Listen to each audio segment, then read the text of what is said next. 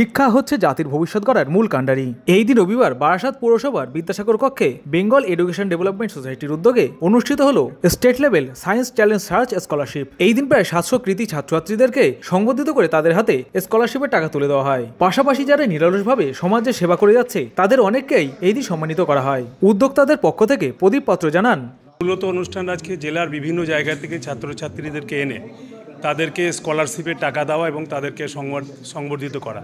তার সঙ্গে সঙ্গে সমাজে বিভিন্ন প্রতিষ্ঠিত যে ব্যক্তিত্ব আছে যারা সমাজকে ভালো রাখার জন্য মানবতার দেওয়ালকে সুদৃঢ় করার লক্ষ্যে এই কাজগুলো নিরন্তরভাবে করে যাচ্ছে, তাদেরকে এই মঞ্চ থেকে আমরা অলঙ্কৃত করব, সম্মানিত করব এবং তাদের মূল্যবান কিছু কথা শুনব।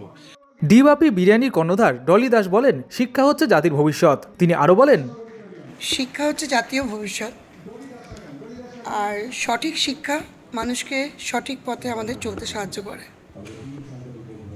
তাদের পাশে ব্যবসায়ী হিসেবে দাঁড়ানো আমার কর্তব্য। আমি এই অনুষ্ঠানে এসে আজকে নিজেকে গর্বিত মনে করি, আর প্রান্তিক মানুষের কাছে দাঁড়িয়ে তাদের মুখে হাসি ফোটানো আমি সবথেকে বড় সমাজসেবা মনে করি।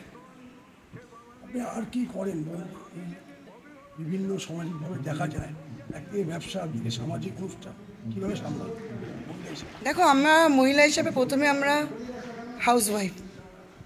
হাউসওয়াইফ থেকে সব শিক্ষা শিখে নিই। হাউসওয়াইফরা সব কিছু করতে পারে। আমি আগে প্রথম হাউসওয়াইফ, তারপরে বিজনেস ওম্যান, তার মাঝে আমি সামাজিক এই প্রোগ্রামগুলো ছোটোখাটোগুলো করি। যখন আমাকে যে ডাকে আমি তাদের কাছে হাত বাড়িয়ে দিই। এটা আমি নিজেকে ভাগ্যবান মনে করি একটা ব্যবসায়ী ওম্যান হিসাবে।